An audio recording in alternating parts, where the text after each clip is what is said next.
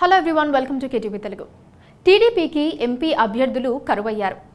ఇది ఒట్టి ప్రచారం. వైసీపీ ఎంపీ టికెట్ కోసం వందల మంది పోటీ పడుతున్నారు. ఇది అంతకంటే పెద్ద ఒట్టి ప్రచారం. ఇప్పుడు ప్రతి లోక్సభ స్థానంలోనూ భారీగానే ఆశావహులు కనిపిస్తున్నారు. వాళ్ళ బయోడేటా చూస్తే టికెట్ ఇవ్వాల్సిందే అనే అంతగా చర్చ జరుగుతోంది. ఉత్తరాంధ్ర సాంస్కృతిక కేంద్రం విజయనగరంలో ఇప్పుడు రసవత్తర చర్చ జరుగుతోంది. అసెంబ్లీ సెగ్మెంట్లలో పోటాపోటీ ఎలా ఉన్నా విజయనగరం లోక్సభ స్థానానికి ఏ పార్టీ నుంచి ఎవరు బరిలోకి దిగుతారన్న చర్చ ప్రతి వీధిలోనూ వినిపిస్తోంది. ఆశావహుల్లో ఉత్కంఠ రేకెత్తిస్తోంది. రెండు ప్రధాన పార్టీల్లో ఎవరికి వారు టికెట్ ఆశిస్తూ ధీమాగా ఉన్నప్పటికీ లోలోన భయం వారిని వెంటాడుతోంది.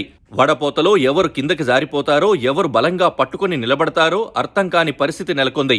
వైసీపీ ఎంపీ టికెట్ కోసం ఇద్దరు అభ్యర్థులు గట్టిగా పోటీ పడుతూ ఉంటే టీడీపీలో 3 నుంచి 6 మేమంటే మేమంటున్నారు.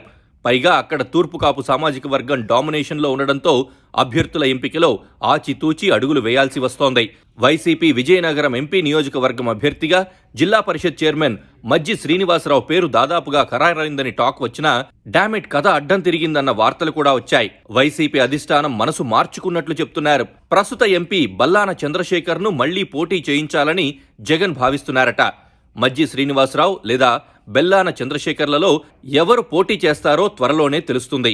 విజయనగరం లోక్సభ స్థానానికి ఇంత పోటీ ఉంటుందని ఎవ్వరూ ఊహించి ఉండరు. అది అధికార వైసీపీ కంటే ప్రతిపక్ష టీడీపీలోనే ఎక్కువ మంది పోటీ పడుతున్నారు. కుల సమీకరణాలు లెక్క చెప్పడంతో పాటు ఎంత డబ్బైనా ఖర్చు పెట్టుకుంటామని అంటున్నారు.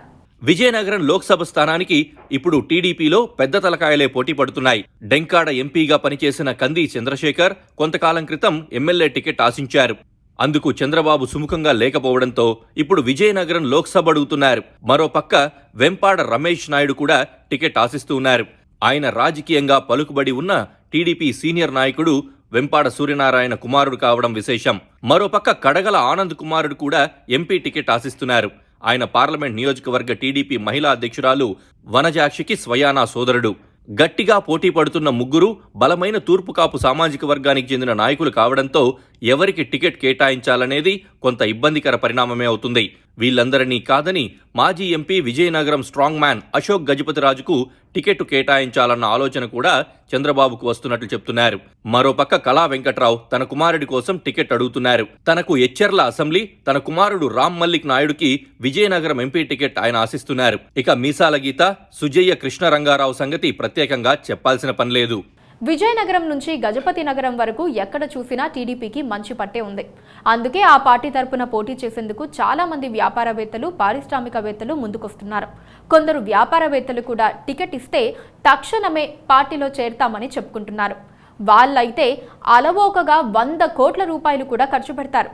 మరి పార్టీల అధినేతల మదిలో ఏముందో చూడాలి.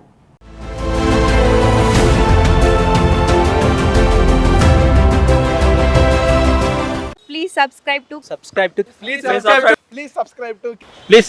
KTV Telugu. KTV Telugu channel.